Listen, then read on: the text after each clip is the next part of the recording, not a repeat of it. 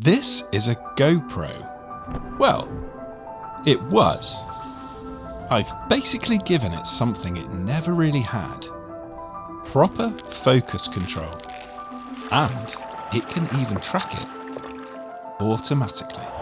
And once you see it, you can't unsee it. Because this is getting very close to something much bigger. Let me show you. This is where it starts to make sense, because when you get this close, focus actually starts to matter. Normally, with a GoPro, this would all be sharp, but now I can choose it. I can decide what you're looking at and what you're not. And yeah, this whole thing is powered off of one V-mount battery, which is definitely not how you're supposed to power a GoPro. This is actually where it gets a bit harder because everything's moving and you have to react to it. This is normally the bit you don't get with a GoPro. Usually it's all or nothing.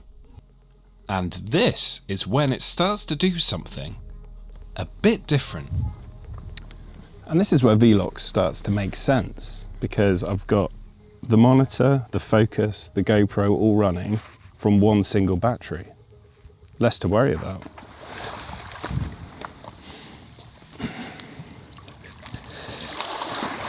This is probably the closest I've seen it feel like a proper lens.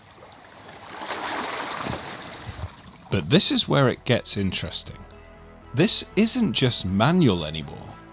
This is using LiDAR to track focus automatically. This is a GoPro with autofocus that actually understands depth.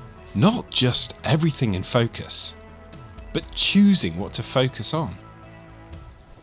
And that's the interesting part, because you start to stop treating this as if it's a GoPro at all.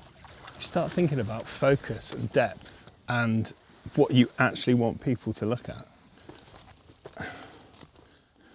And once it's built this way, you stop thinking about it as a small camera. Of course, this isn't really about modifying a GoPro. It's about what happens when you give a camera like this access to lenses. And that's where this starts to get very interesting, because now you're working with a proper system. And even things like how you power it stop being about convenience and start being about building that proper system. And now even focus starts behaving like part of that system too. This started as pushing a GoPro a bit further than it's meant to go. And it's ended up somewhere else entirely. Now, imagine this, but built in.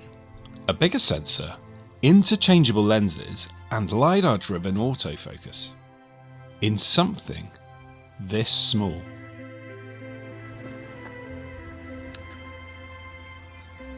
And I think what's coming next is going to push that even further.